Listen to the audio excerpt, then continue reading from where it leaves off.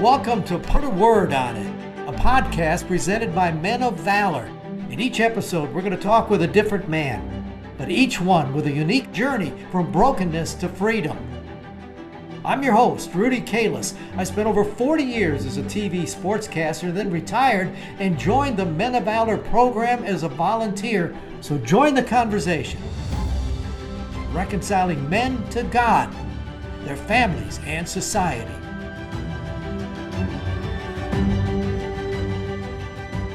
Welcome to another edition of Put a Word on It, brought to you by Sage Spring Wealth Partners. We appreciate all that they have done for us. Well, the big guy that walked through the door to do our interview was Jason Hayes. And immediately he didn't want to smile too much, and you'll see and you'll understand why, but he's a senior. He's been through so much, and gosh, I enjoy being around him. Listen to this young man and his powerful story. Jason, the minute you walked in, I enjoyed your company. You had a big smile on your face. We got to talking about professional wrestling. You grew up loving it, didn't you? I did. Who's your favorite wrestler? My favorite growing up was probably the Ultimate Warrior. Ooh. Yeah, he just the tassels and the muscles, and he's wide open, like running all the way to the ring before the match, and then he would run out of the. That's it. Be full of energy. Well, see, but you're a big guy. Did you ever think I'd like to do that? I did. I thought about it a lot. I had some friends that actually done like little local shows, back where I'm from. Yeah. And it was fun to go watch them, but I was always like, I don't know. I'm too accident prone. Yeah, it's like playing a role. It's like being somebody you're not. Yeah. I think. Yeah, it is. Yeah. A lot of people I know refer to it as a male soap opera. Hey, don't tell them that. Oh, I know. You'd be in trouble. Yeah. So you grew up in East Tennessee, right? I did. Yep. I grew up in, I was born and raised in Bean Station, Tennessee. That's in Granger County. And then once I got up into my 20s, like 22, I think I moved to Hamlin County, which is Morristown, Tennessee. When you told me that, you put right at the back end and said, that's where I got in trouble as a kid. Yeah. Why? Yeah. What kind of kid were you? Well, as a kid, I was actually pretty good. I was raised in church, both parents Christians, both active in the church. So I had a really good upbringing. But my father passed away of cardiac arrest, died of a heart attack when he was 41. So I was 12, and I think my brother John was 7. And so we stayed in Bean Station for a few years, maybe a couple of years, and then we all moved to Morristown, just like maybe a better fit, a little cheaper, to living wise. So Mom took us and we moved there. That had to be tough then. You're at it, 12 years old, lose your dad. Now you got nobody to lead you the right way, right? Right. And the thing is there's always family. It was always a big thing with us. Always, going to see grandparents, cousins, and all that. And we had a lot of family friends that we considered family. And believe it or not, there was a lot of people came together at that time. Kind of stood in the gap for my dad being gone, because he was a well-liked man in the community, and so we were blessed in that sense, but once we moved and I started hanging out with friends and making poor choices, and poor choices include some drugs. Oh yeah, it just happens almost every time, right? Yeah, it does. I think alcohol was the first thing I picked up. That was like the norm back at that time, and it's I got drunk with I think a cousin of mine and a couple of friends, and it was like after that it was off to the races, and just it went from a weekend thing to in my mind I was like, man, I want to do this every night. And that leads to drugs. It was a long dark journey. I started drinking when I was 19 when I started drinking, and eventually I really can't go into how everything happened so fast. I think I'd got a prescription for some pain pills after being hurt. And that same feeling I had the first time I got drunk on that alcohol was similar with the pills. And so, it started a whole nother thing. So, and that was, really the next 20 years after that was just, it was one drug after another. I would stop with one and start another. You were very honest when we talked a little bit beforehand, and even like the losing of teeth, Yeah, that it just it takes care of you, and physically it just eats you up. it does. It does. And it's I still have effects from things I've done 20 years ago today. Yeah. You What know, happened with? How did you get incarcerated? um, uh, I getting high and just running around, man, doing nonsense. Um, I started, really just getting in trouble, just small things, um, like maybe a speeding ticket or something like that, and I think my first charge was assault charge. A bunch of us were drinking and a lot, drugs involved, and it.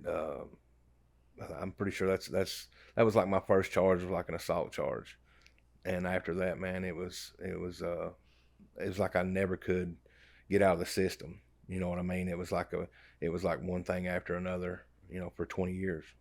You know you're doing wrong, Hmm. right? But you can't stop yourself, or do you want to do wrong? I don't, and it was like, me being raised in church, I always heard about God, always heard about Jesus, and my thing was, I didn't have a personal relationship with him. I guess in my mind, I took it like, hey, I was raised in church, so I'm good to go.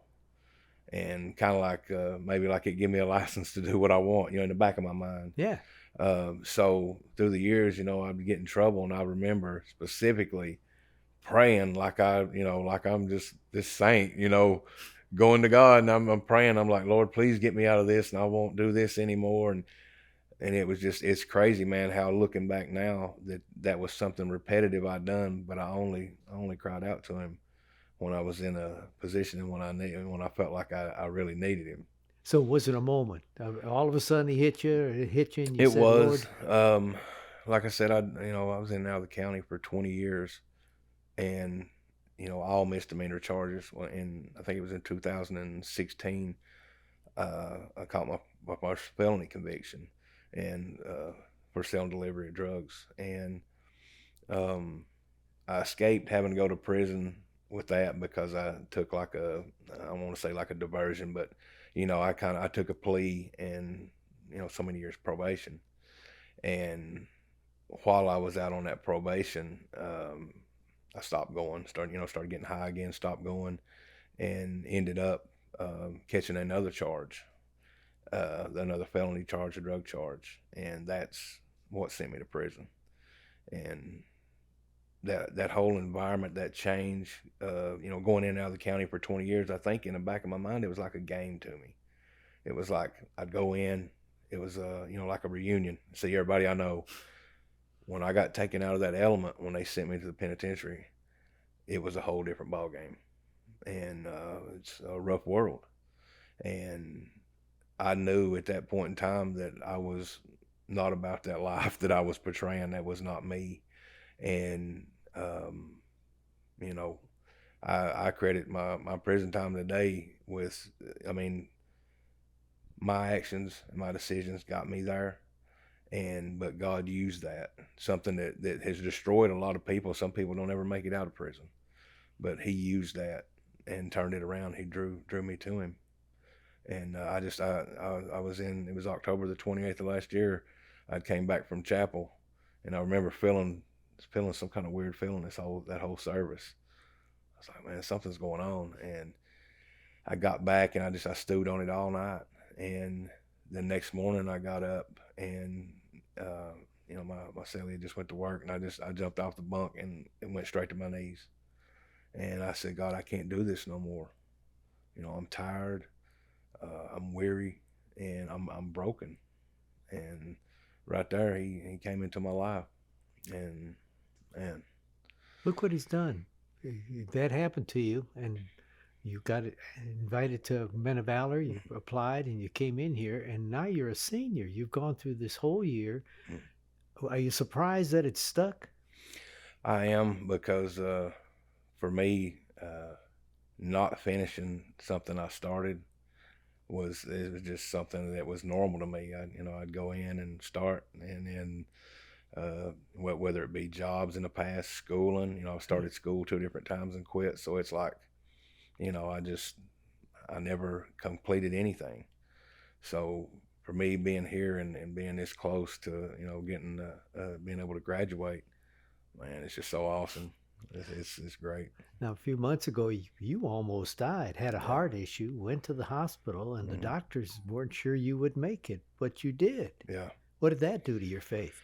Man, I tell people now that I don't know what it is. Well, I say I don't know what it is. I shouldn't have said it like that. I know what it is. It's Jesus. But going through what I went through, if I would have been, if it had been prior to me meeting Christ, I wouldn't have made it, because I would have went right back out and done what I knew to do, which was to get high and hide from my problems. So to me, it made my faith stronger, because, I'm not going to lie, when they gave me my diagnosis, I was scared. I remember shedding quite a few tears, and but then I prayed, and I said, God, you brought me this far, and I'm trusting you, whatever comes. I'm putting all my trust in you. And man, it had to be God, it had to be Jesus. You can't tell me that he don't exist, because I had so much peace, even during all that time and everything they were doing. I mean, they literally, had to stop my heart to do all this stuff they were doing, and he brought me out of it, and it's, there's a reason for it. Here you are. Yeah. All right. With that in mind, the program has put a word on it. You got a word for me? I do. Vigilance. Interesting. Yeah. 1 Peter 5:8 says, "Be sober and be vigilant, because your adversary, the devil, as a roaring lion, roams about seeking whom he will devour." And to me, at this point, it would be very easy for me to get complacent, or to get relaxed, like, oh, I'm good. I'm cruising this far in. I can't do that, man, because I know the devil wants me to fall. And I can't do that. I got to stay on top of it. Hope you enjoyed, Jason. I certainly did. And I love the word vigilance, because it's not a one-way street. You got to be aware.